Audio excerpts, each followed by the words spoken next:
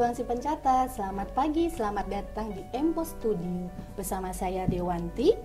Sebelumnya selamat kepada teman-teman semua yang telah dinyatakan lulus jalur mandiri, di mana kalian sudah menyelesaikan seleksi administrasi dan pembayaran tahap 1 dan tahap 2. Tahapan selanjutnya kalian akan mengikuti seleksi wawancara dan kesehatan pada tanggal 15 sampai 16 Mei 2023. Telah hadir di sebelah saya perwakilan dari tim seleksi kesehatan Bapak Samsul Hadi. Selamat pagi Bapak. Selamat pagi Bu. Gimana Bapak kabarnya hari ini? Alhamdulillah masih sehat, masih bisa beraktivitas. Bapak, yang kita tahu jadwal seleksi akan dilaksanakan 2 hari nih Pak, yaitu tanggal 15 sampai 16 Mei 2023. Lalu bagaimana sih Pak teknik pelaksanaannya untuk seleksi kesehatan? Oke, terima kasih. Sebelumnya saya ucapkan Assalamualaikum warahmatullahi wabarakatuh bagi adik-adik semua pejuang si pencatat ya. Jadi mungkin sedikit akan kami jelaskan tentang prosedur pemeriksaan kesehatan seleksi si pencatat tahun ini. Jadi seperti ditanyakan oleh Ustaz tadi bahwa apa sih kesehatan tersebut atau pelaksanaannya. Jadi pelaksanaan seleksi kesehatan si pencatat nanti rencana akan kita sesuai jadwal akan kita laksanakan 2 hari. Jadi tanggal 15 dan 16 Mei. Jadi hari Senin dan Selasa.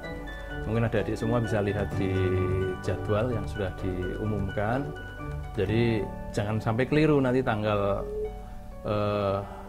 nomor urut 1 sampai 300 harus datang kesehatan hari pertama tanggal 15 dan nomor selanjutnya adalah tanggal 16 hari Selasa. Jadi nanti perlu diperhatikan.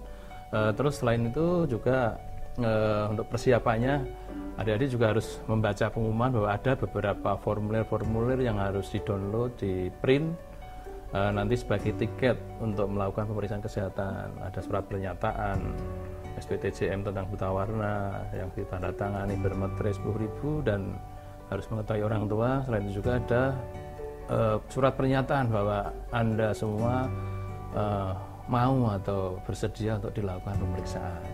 Itu yang harus dibawa itu sebagai tiket untuk melakukan pemeriksaan. Jadi kalau nanti pada saat pemeriksaan tidak membawa tersebut karena itu tiket, sehingga otomatis belum boleh mengikuti pemeriksaan kesehatan tersebut. Gitu. Nah Pak, ini calon peserta nih pejuang si pencatat, mereka pasti pengen tahu nih Pak, apa saja sih yang harus yang diperiksa ketika seleksi kesehatan nanti? Oke, jadi saya tambahi bahwa seleksi kesehatan ini menyangkut pemeriksaannya, istilahnya kalau istilah medis itu pemeriksaan head to toe, jadi dari kepala, ujung rambut, kepala sampai ujung kaki, semua akan dilakukan pemeriksaan secara lengkap, secara fisik. Selain itu juga ada pemeriksaan dalam, jadi ada pemeriksaan laboratorium untuk memeriksa darah, memeriksa urin, ada juga nanti pemeriksaan ronsen untuk mengetahui organ dalam, ada pemeriksaan telinga dalam, telinganya lubang apa tidak, ada pemeriksaan EKG untuk mengetahui fungsi jantung. Sehingga memang dalam pemeriksaan ini atau MCU ini akan menyangkut keseluruhan atau menyeluruh seluruh tubuh, karena seorang taruna pastinya diperlukan kesehatan yang fit untuk bisa beraktivitas dan mengikuti kegiatan-kegiatan di dalam proses pembelajaran nantinya. Jadi ada persyaratan-persyaratan tertentu sesuai dengan peraturan dari BPSDM tentang juklaknya juga sudah ada aturannya, sehingga kita tidak serta-merta istilahnya sakar PDW kita meriksa, sehingga kita meriksanya sesuai dengan aturan yang berlaku. Gitu. Kalau mata itu Pak, kita nggak boleh minus ya, nggak boleh buta warna juga. Ya, ini jadi yang mungkin sedikit tentang masuk ke item-item. Salah satu mulai dari mata misalnya, ada pemeriksaan khusus mata. Mata itu akan nanti diperiksa buta warna, terutama seorang taruna full tidak boleh buta warna, walaupun itu buta warna parsial atau buta warna sebagian. Selain itu juga akan diperiksa tentang jarak pandang atau jarak lihatnya atau visus mata. Visus mata yang kalau orang awam bilang, wah saya minus, saya silindir atau yang lain-lain. Jadi semua pemeriksaan sebenarnya sudah ada acuannya, sudah ada standarnya, semua akan dinilai. Jadi bukan berarti terus tidak ada toleransi, tidak. Semua ada aturannya, jadi ada grade-nya, ada penilainya. Misalnya yang paling bagus visus mata itu adalah 6/6 misalnya. Artinya apa? Orang normal bisa lihat 6 meter, yang diperiksa juga bisa melihat, artinya berarti kan normal. Nanti ada selanjutnya 6/7,5, 6/9, 6/12, yang paling tinggi 6/60 misalnya, harus melihat, orang normal bisa melihat 60 meter, dia hanya bisa sampai 6 meter misalnya, seperti itu. Itu ada penilaian, ada grade-nya. Jadi dalam penilaian kesehatan nanti akan disimbolkan oleh tim kesehatan, jadi istilahnya stakes. Ini masuk stakes 1, 2, 3, 4. Nah, nanti setelah ada penilaiannya tersebut dari hasil pemeriksaan keseluruhan, baru nanti akan disimbolkan bahwa calon taruna tersebut memenuhi syarat apa tidak. Jadi nanti kesimpulannya adalah MS dan TMS, memenuhi syarat untuk sebagai taruna atau TMS tidak memenuhi syarat. Itu yang akan kita simpulkan nantinya dari hasil rangkaian pemeriksaan tersebut. Sehingga kalau ditanya toleransi, ya semuanya ada nilainya. Kecuali memang tadi seperti buta warna, itu tidak ada penilaian sama sekali. Pak, ya. Buta warna apa tidak, walaupun itu buta warna sebagian kecil saja atau istilahnya parsial, itu kesimpulannya sudah buta warna, itu nggak ada penilaiannya tidak baik langsung. Ini banyak nih Pak, yang banyak pertanyaan ke medsos kami nih Pak. Ada yang bertanya gini, tentang gigi, mereka dibehel nih Pak, itu dia harus dilepas dulu atau biar seperti itu saja? Ya, jadi banyak juga memang saya sering menerima info-info atau menerima pertanyaan. Jadi saat ini banyak sekali, walaupun giginya tidak sudah bagus pun dibehel untuk biar cakep, biar cantik misalnya. Jadi sebenarnya di dalam surat pernyataan tersebut sudah kami sampaikan juga bahwa seorang taruna tidak boleh memakai behel.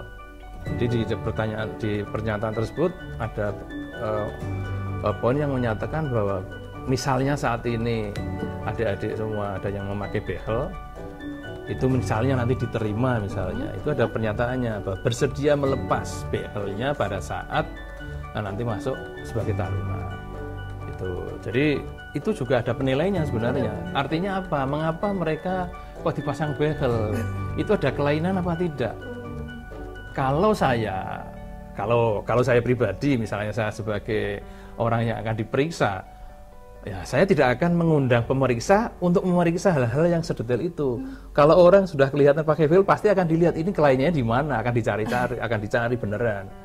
Jadi saran saya kalau misalnya mau, lebih baik behelnya dilepas dulu. Misalnya ya, ada kelainan pun akan kelihatan juga. Jadi itu juga menambah poin. Tapi saya tidak menyarankan harus dilepas, bukan. Boleh dipasang.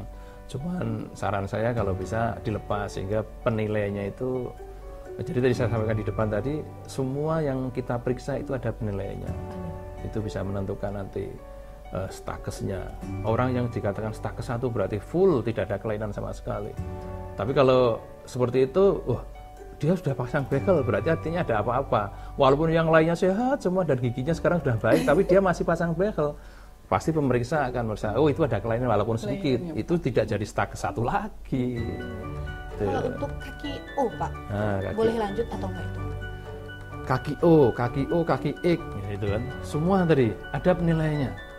Kaki O itu seberapa besar O-nya, kaki X berapa besar X-nya. O itu pasti akan diukur nanti. O-nya itu ada ukurannya berapa senti, 1, 2, 3, 4, 5, ada kriterianya masing-masing. Jadi kalau ditanya kaki O boleh lanjut nggak? Ya boleh, cuman seberapa parahnya kaki O-nya tersebut gitu. kalau KO-nya sudah keterlaluan, kepala aja bisa masuk misalnya, itu kan sudah jelek sekali nanti kalau baris. Itu jadi ada kriterianya. Jadi silahkan apa yang ada sekarang, adik-adik jangan takut untuk melakukan. Saya jangan pesimis dulu. Semua ada penilaiannya. Jadi saya katakan stakes itu ada penilaiannya stakes 1 yang full, stakes 2, stakes 2P, ada 3, ada 4. Jadi nanti tergantung. Kalau kita butuhnya berapa itu akan diambil dari ranking 1. Stakes 1 itu hanya ranking 1, ranking 2, ranking 3 itu. Tapi kalau sudah stakes 3 dan 4 memang itu yang sudah tidak bisa kita tolerir. Apa artinya? Bahwa stakes 3 dan 4 itu sudah membahayakan kalau misalnya kita terima menjadi seorang taruna. Misalnya dia ada penyakit yang menular misalnya. Ada ya kan nanti taruna di asrama, tinggal bareng, berinteraksi bareng sama teman-teman yang banyak, kamar mandi bergantian, di kamar juga tidak sendirian. Itu kan berbahaya kalau ada penyakit-penyakit yang menular misalnya. Itu salah satunya, Pak. Kalau terdapat bekas luka nih, Pak, bekas luka di punggung itu seperti apa, Pak? Ya, ada bekas luka. Nah, itu tadi bekas lukanya di mana dulu, penilaiannya juga beda-beda. Bekas luka di wajah misalnya, itu mungkin penilaiannya juga beda sekali karena mempengaruhi penampilan. Bekas luka di punggung seberapa lebar, seberapa besar misalnya, kan itu juga tidak kelihatan, itu nggak masalah. Kalau seperti keloid gitu, Pak? Keloid juga itu kan bekas luka juga. Keloid itu juga bekas luka. Cuman orang memang ada yang bakat keloid, begitu kena luka nanti akan timbul keloidnya besar sekali. Posisinya di mana? Gitu kan? Posisinya di hidung misalnya. Karena itu keloid tambah besar, hidungnya tambah besar. Itu kan sangat berpengaruh dengan penampilan. Gitu. Kalau di tempat-tempat yang tertutup dan itu tidak membahayakan, menurut saya tidak masalah, hanya mempengaruhi penilaian sedikit aja sih, tapi nggak masalah karena masih bisa mengikuti sebagai seorang taruna. Kenapa hasil kesehatan itu menjadi mutlak, Pak, atau tidak bisa dipertimbangkan? Ya itu, jadi kalau sudah disimpulkan tadi seperti di depan saya katakan tadi bahwa kesimpulan akhirnya kesehatan itu adalah MS dan TMS, memenuhi syarat atau tidak memenuhi syarat. Itu sudah melalui berbagai pertimbangan. Kalau yang sudah disimpulkan tidak memenuhi syarat, itu tadi kurang lebih kalau yang stakes 3 dan 4 misalnya, yang 4 itu sudah fatal sekali, sudah nggak bisa diapa-apakan. Itu artinya apa? Karena memang kalau kita terima itu akan berbahaya tadi. Berbahaya mungkin kalau yang ada penyakit menular akan menularkan temannya, akan satu kombi sakit semua nanti misalnya. Atau mungkin walaupun itu bukan penyakit yang berbahaya, misalnya nih herpes misalnya. Herpes itu kalau di penilaiannya termasuk stakes 3. Kenapa? Walaupun itu tidak mematikan, tetapi itu penularnya akan sangat cepat sekali. Begitu ada satu kena, pasti akan kena semua pada saat dites tersebut nanti masa asrama. Jadi proses menyimpulkan kalau sudah MS, itu berarti masih bisa dipertimbangkan untuk menjadi taruna masuk. Kalau yang sudah TMS tidak bisa. Kenapa? Karena dikatakan mutlak itu karena kalau sudah dikatakan TMS tadi sudah berbahaya apabila kita terima. Contohnya misalnya ada yang kelainan jantung, itu kan begitu nanti kita tidak tahu disuruh lari-lari misalnya, pekerjaan taruna selain karena kalau saya melihat kegiatan taruna itu berbeda dengan kegiatan mahasiswa biasa. Jadi selain akademis ada penilaian dari PMMK, itu kan ada aktivitas olahraga dan lain-lain gitu. Sehingga diperlukan fisik juga, sehingga memang kita dalam pemeriksaan kesehatan mengarahnya ke kekuatan organ dalam terutama jantung, paru-paru. Mungkin nggak dia melakukan aktivitas berat fisik seperti itu, atau fisik seperti sebagai seorang taruna, karena sebutannya taruna bukan mahasiswa. Itu Pak. Terus apa nih Pak yang harus dihindari sebelum melakukan tes kesehatan itu? Oh ya, ini yang penting sekali. Ini sudah waktunya, sudah tinggal beberapa hari lagi. Jadi perlu saya sampaikan tip-tip supaya nanti adik-adik semua pejuang si pencatar ya, Jadi supaya nanti lolos semua, saya berdoa semua baik semua. Sehingga kalau baik semua, sehat semua, artinya nanti bisa diikutin untuk seleksi selanjutnya. Untuk memilihnya kita akan lebih mudah, lebih banyak pilihan, lebih banyak pilihan. Tapi yang jelas mestinya tidak bisa diterima semua, walaupun sehat semua, karena memang kuotanya terbatas. Itu yang pertama yang perlu saya sampaikan. Untuk tip-tipnya adalah yang pertama otomatis harus menjaga kesehatan. Jadi pada hari-hari terakhir ini yang itu, tolong jangan tidur malam, begadang, misalnya seperti itu. Jangan banyak minum minuman obat, suplemen. Itu akan mempengaruhi juga nanti hasil dari pemeriksaan laboratorium.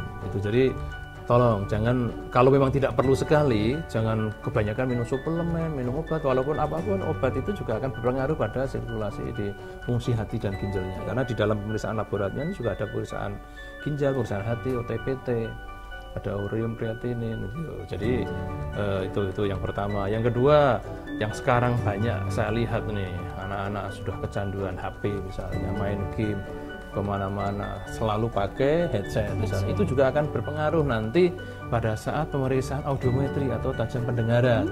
Jadi tolong minimal 6 atau 8 jam sebelum pemeriksaan atau sehari sebelumnya Anda lepas semua dari headset. Itu akan berpengaruh, karena nanti untuk pemeriksaan audiometri juga menggunakan seperti itu akan berpengaruh pada ketajaman pendengaran Anda itu. Terus mata jangan sampai kecapean, kelelahan, terlalu banyak belajar, kurang tidur, akhirnya nanti tajam penglihatannya berkurang. Jangan sampai pada saat biasa-biasa begini normal, begitu tes malah waktunya tes matanya capek, lelah. Ya, kita tidak ada tolerir. Pada saya baru capek dok, nanti besok lagi, ya nggak bisa. Memang jadwalnya seperti itu, harus dilakukan pemeriksaan seperti itu. Tuh, terus apalagi ya yang selanjutnya. Intinya itu aja. Intinya jaga kondisi, jangan kesehatan, jangan capek-capek. Terus datang pagi, kurang lebih 1 jam sebelum pemeriksaan. Mengapa? Supaya lebih tenang. Jangan supaya nggak buru-buru. Jangan sampai Anda nanti datang ke sini buru-buru, ada yang tertinggal, ada yang kurang di sana, keburu-buru nyari lagi, nyari motor, nyari lain-lain. Itu akan berpengaruh juga. Kenapa? Pada saat Anda buru-buru, nanti akan tensinya pasti akan naik. Tensinya naik, rekam jantungnya nanti akan tidak aturan karena denyut jantungnya juga cepat sekali. Karena apa? Yang kita lakukan atau kita nilai adalah pada saat Anda saat itu, bukan Anda kemarin. Jadi itu yang perlu diperhatiin. Jadi supaya tidak terburu-buru, datangnya lebih cepat, lebih awal ya. Karena di pengumuman mungkin sudah disampaikan juga, kalau bisa 1 jam sebelum pemeriksaan sudah datang. Jadi takutnya kalau ada yang kurang ini nanti jadi cemas, akan mempengaruhi juga hasilnya. Padahal harusnya sehat, cuman pada saat tensinya tinggi terus, ya apa yang boleh buat? Yang kita lihat, yang kita hitung adalah pemeriksaan saat itu. Jadi di surat pernyataan sudah kita sampaikan juga bahwa hasil pemeriksaan adalah sifatnya present. Artinya present itu pemeriksaan yang kita pakai pada saat itu, yang kita lihat saat itu juga, bukan kemarin. Atau mungkin Anda membandingkan, loh saya kemarin sudah melakukan MCU di rumah sakit yang di sana, hasil saya sehat semua, kok sekarang di sini saya nggak diterima. Nggak bisa dibandingkan seperti itu. Nah di seseorang misalnya saat ini saya normal ini, begitu dengar berita yang paling yang mengagetkan, hadiah 2 miliar misalnya, itu bukan terus tenang, enggak, maksudnya saking senangnya, saking gembiranya, nadinya cepat, begitu tes seleksi nadinya cepat lebih dari 100 misalnya, itu akan mempengaruhi juga nilai hasilnya, bisa tidak diterima gara-gara faktor-faktor tersebut itu. Terus pelaksanaannya gimana? Jadi untuk semua pelaksanaan nanti akan dilakukan di klinik, klinik utama PIP. Jadi Anda tidak perlu kemana-mana. Jadi nanti kalau sudah masuk ke PIP, kalau yang belum tahu PIP, begitu masuk pintu gerbang, nanti bisa tanya satpam, bilang bahwa saya akan melakukan tes kesehatan, akan diarahkan langsung menuju ke klinik PIP. Jadi sana insya Allah besok sudah disiapkan oleh tim-tim yang akan menyambut Anda. Jadi jangan khawatir, nanti akan kita pandu apa yang harus Anda lakukan. Sudah ada pemeriksanya, sudah ada pemandunya. Gitu. Yang penting Anda ikuti instruksi oleh pembimbing, oleh pemandu tersebut, insya Allah nanti akan lancar. Itu misalnya. Jangan sampai tertukar dengan nanti seleksi wawancara ya? Ya itu karena pada hari itu, pada hari yang sama akan dilakukan pemeriksaan dua antara kesehatan dan wawancara. Jadi Anda harus ingat, jangan hanya saya datang ke PIP mau ikut seleksi, gitu. Nanti akan bingung. Seleksi Harus begitu masuk nggak tahu, tanya, saya akan melakukan seleksi kesehatan, pasti akan diarahkan ke klinik. Demikian obrolan pagi hari ini. Terima kasih Bapak Samsul Oke, Hadi. sama-sama, Bu. Semoga obrolan kita ini bermanfaat nih Pak untuk teman-teman, untuk adik-adik semuanya.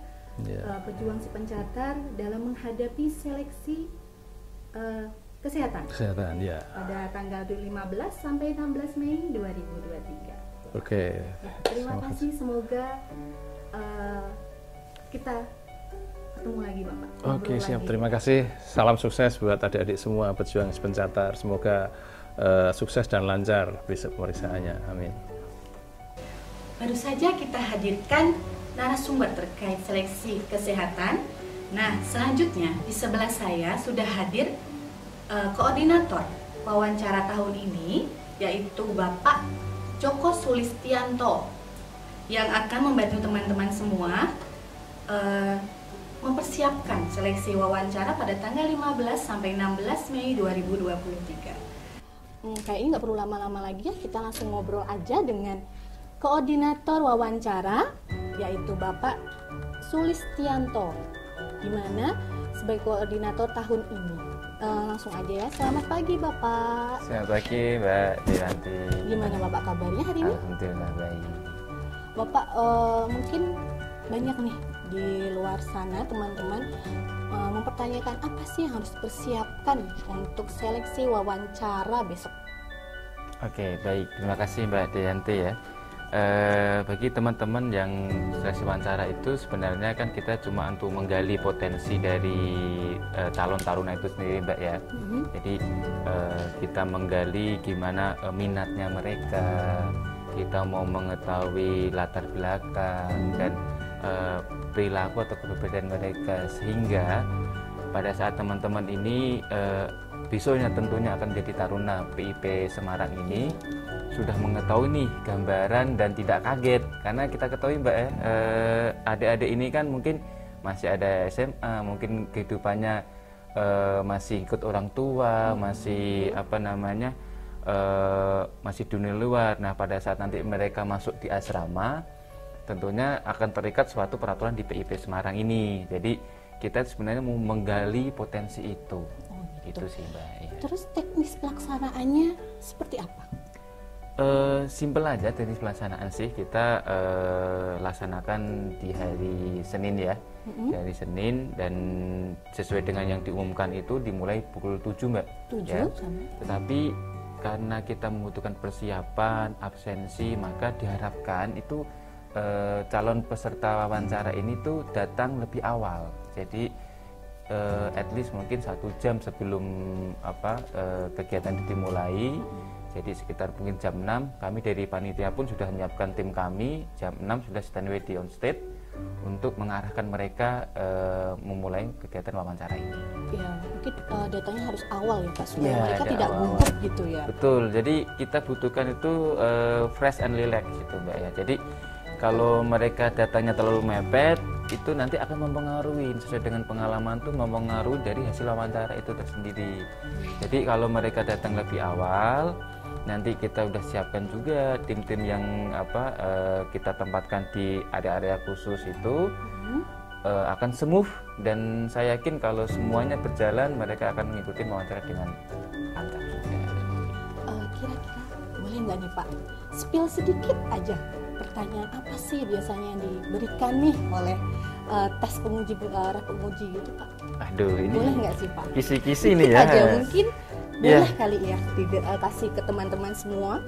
Baik, terima kasih. Yang seperti yang saya katakan tadi ya, wawancara itu adalah menggali potensi, Mbak. Iya. Ya mungkin nanti kami sudah siapkan beberapa daftar pertanyaan untuk panduan yang mewawancarai. Misalnya nanti mereka akan menggali apa sih motivasi taruna itu untuk apa menjadi pelaut. Kenapa memilih PIP Semarang? Kita tentunya tahu toh sekolah pelayaran kan nggak ada di sini gitu. Jadi dari itu kita menggali seberapa besar motivasi mereka untuk ke sini. Dan juga kita menggali potensi dari mereka.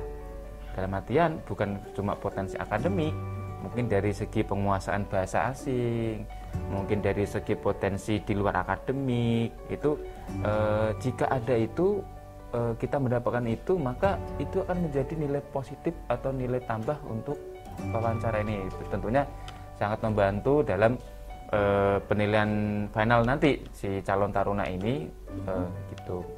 Dan juga kemampuan bahasa Inggris, komunikasi itu nanti kita akan gali pada saat di sela-sela sesi wawancara ini gitu. Dan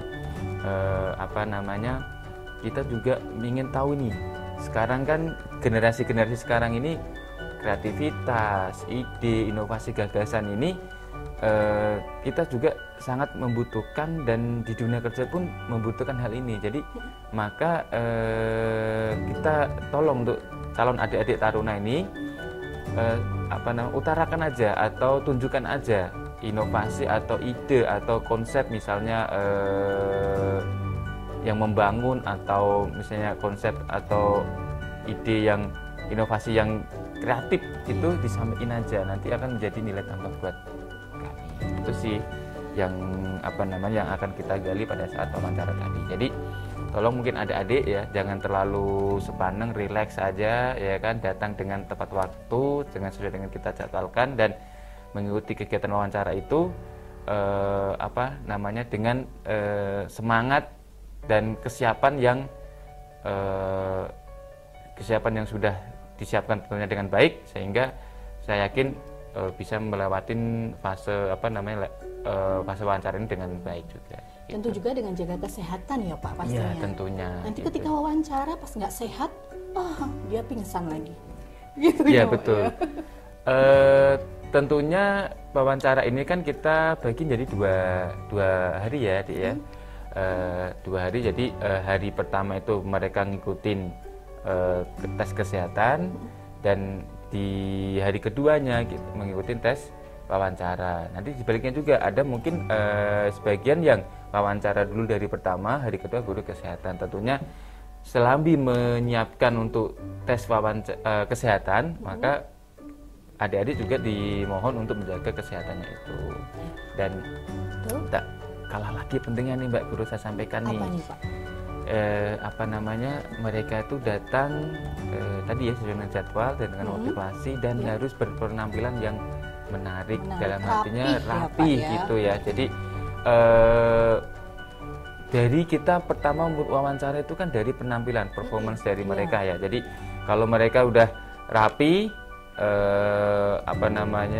rapi, bersih, dan wangi, maka insya Allah mungkin dari wawancara udah menilai dari awal gitu. Iya, kelihatan nih dari betul, awal ya Pak dari ya. awal gitu. Mungkin ada tip-tip Pak dari Bapak. Oke. Apa sih yang harus besok wawancara harus gimana nih? Oke, tips dari awal, tips dari saya ya. Sebenarnya kita harus menyiapkan pada saat wawancara itu datang sebelum ketentuan dilaksanakan, berpakaian rapi tadi, dan menyiapkan diri aja, ya. Dengan diri, ikutin wawancara itu dengan senyum, ya, dengan habit yang bagus, ya, ngikutin apa yang diwawancarakan dan jawab dengan jelas. Gitu, dengan jelas gitu. Terus ada nggak Pak hal yang harus dihindari ketika wawancara? Oke, yang perlu dihindari pada saat wawancara itu pertama nih Mbak ya, kita juga harus menghormati yang wawancara kita siapa ya. Tentunya itu hindari, tidak boleh kita tidak menatap si wawancara itu.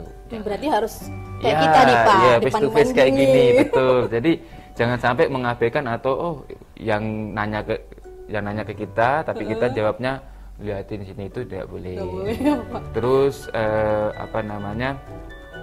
tipsnya lagi mungkin rapikan penampilan, itu aja sih, rapikan penampilan dan permisi dulu, ucapkan salam, permisi di awal itu akan menambah nilai dari itu sih. Kalau dokumen nih Pak, Oke. dokumen apa yang harus disiapkan? Apa yang harus mereka bawa ketika seleksi wawancara besok? Baik, tentunya adik-adik calon wawancara ini sudah mendownload form-form yang sudah ada di itu dan Di website ya sudah, kita udah share di website juga, nanti bisa di-download dan diisi ya. Jadi nanti pada saat wawancara itu adik-adik ini akan mendapatkan 3 kali absensi, Mbak. 3 kali. Yang pertama absensi di waiting room. Nanti kita sediakan waiting room ini untuk absensi pertama. Nah, setelah itu mereka akan setelah di waiting room menunggu, nanti petugas kami akan memanggil sesuai dengan urutan. Itu nanti memanggil untuk apa? Untuk verifikasi. Nah, verifikasi ini tentunya calon peserta harus menyiapkan yang pertama adalah KTP. Betul, kartu identitas. KTP sendiri ya, jangan lupa. Iya. KTP sendiri, jangan orang tuanya atau jangan pacarnya ya. Iya, apalagi pacarnya. Nggak boleh. Terus kartu peserta. Kartu peserta yang asli juga dibawa. Ini untuk memastikan yang datang nih benar-benar pesertanya enggak. Iya. Gitu Pak. ya. Takutnya nanti di kartunya beda dengan wajah. Bedanya ya, maka nanti kita ada tim verifikasi untuk memfilter hal itu, Mbak ya. Yang ketiga adalah surat pernyataan kesanggupan membayar. Nah, ini sudah disiapkan dan sudah diupload di akun mereka. Nah, jangan lupa adik-adik, itu form itu ada materai dan tanda tangan orang tua dan tanda tangan peserta. Jadi materai, tanda tangan orang tua dan tanda tangan peserta, dan itu diupload di akun adik-adik semuanya. Nah, pada saat wawancara yang asli di bawah itu. Oke, yang berikutnya adalah surat pernyataan kesanggupan pindah prodi, Mbak. Ya, pindah prodi. Nanti bukan dalam case tertentu ternyata mungkin dari finalnya itu harus dipindah ke prodi karena alasan tertentu, maka kesanggupan gitu. Itu juga sudah formnya sudah bisa didapatkan di website, dan nanti adik-adik di-upload.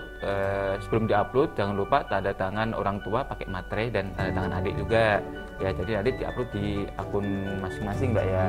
Nanti yang aslinya dibawa pada saat wawancara itu sih. Jadi ada 4 dokumen yang perlu harus disiapkan ya, untuk verifikasi pada saat wawancara. Nah, setelah verifikasi itu dinyatakan memenuhi ya dari tim kami, maka ada absensi juga, absensi kedua. Jadi absensi kedua itu menandakan bahwa peserta sudah menyelesaikan semua tahap verifikasi dokumen yang dipersyaratkan. Nah, setelah itu adik-adik dalam wawancara kedua nanti akan masuk ke ke ruang tunggu di dalam nih. Itu ruang tunggu di dalam, nanti di situ ada petugas kami. Jadi mereka akan duduk dan menunggu giliran untuk di wawancara. Nah, wawancara ini kan kita sudah menyediakan sekitar 50 kursi meja pewawancara ya. 25 kursi wawancara, yang mana satu kursi atau meja wawancara itu diisi oleh 2 pewawancara, Mbak. Jadi 2 pewawancara ini untuk menjaga untuk satu orang. Jadi untuk objektivitas. Jadi jangan kita udah siapkan nih, misalnya penilaian si A sama Mbak tentunya kan beda ya dari penilaian. Makanya kita siapkan 2 orang. Jadi nanti akan komparasi terkait hasil wawancara itu lebih objektif gitu. Nah, setelah mereka menyelesaikan wawancaranya itu, nanti akan keluar melalui pintu yang telah kita tentukan. Jadi tentunya pintu keluar sama pintu masuk kita udah bedakan nih, Mbak. Biar nggak tabrakan. Biar nggak tabrakan dan memfilter mana aja yang sudah selesai wawancara. Nah, di pintu keluar ini kita sudah siapkan petugas juga untuk absensi terakhir, absensi ketiga. Jadi dalam absensi ketiga ini kita sudah siapkan tim sebagai tanda bahwa dia sudah melalui alur atau rangkaian dari kegiatan wawancara itu. Dan nanti setelah itu selesai, adik-adik bisa dipersiapkan untuk kembali pulang ke rumah masing-masing atau tempat masing-masing untuk menyiapkan ke besoknya tes kesehatan. Terus pelaksanaannya di mana nih Pak? Oke, pelaksanaan rencana kita itu sesuai dengan jadwalnya jam 7, tetapi diharapkan adik-adik nanti jam 6 sudah tiba di kampus PIP ini di Jalan Singosari nomor 2A ya di Semarang. Nanti pada saat nanti adik-adik masuk pintu gerbang utama, adik-adik bisa lihat di sebelah kiri itu ada gedung serbaguna, Mbak, ya. Di gedung serbaguna nanti adik-adik bisa langsung ke lantai 1 di lobi di situ.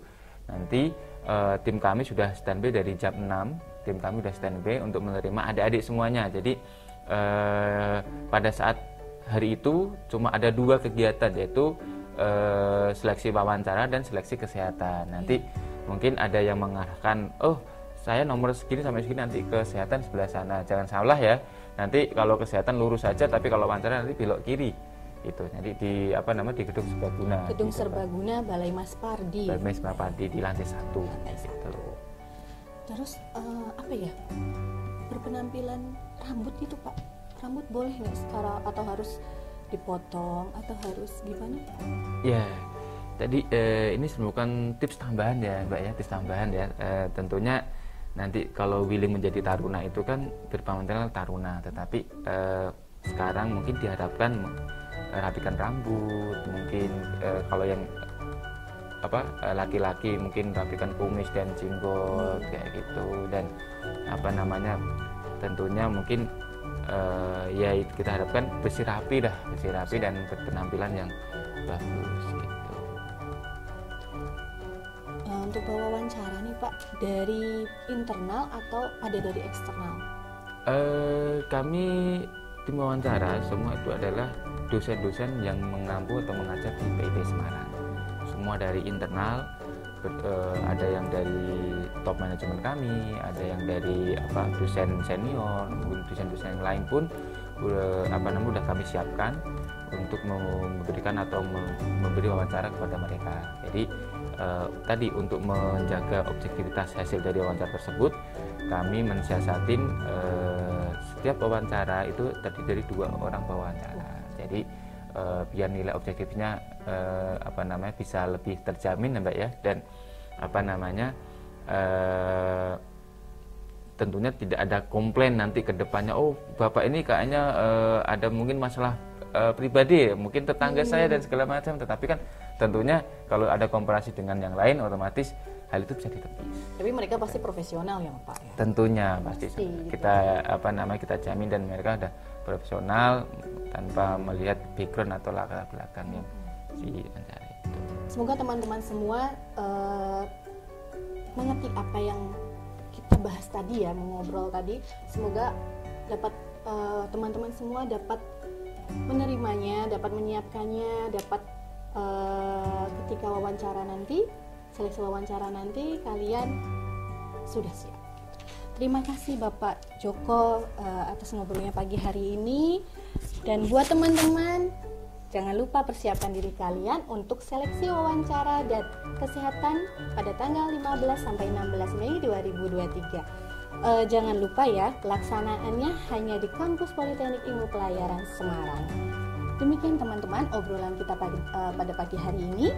Semoga obrolan ini bermanfaat untuk teman-teman semua dalam menghadapi seleksi wawancara pada tanggal 15 sampai 16 Mei 2023. Jangan lupa hanya di Kampus PIP Semarang. Jaga kesehatan ya, dan salam prestasi. Dadah.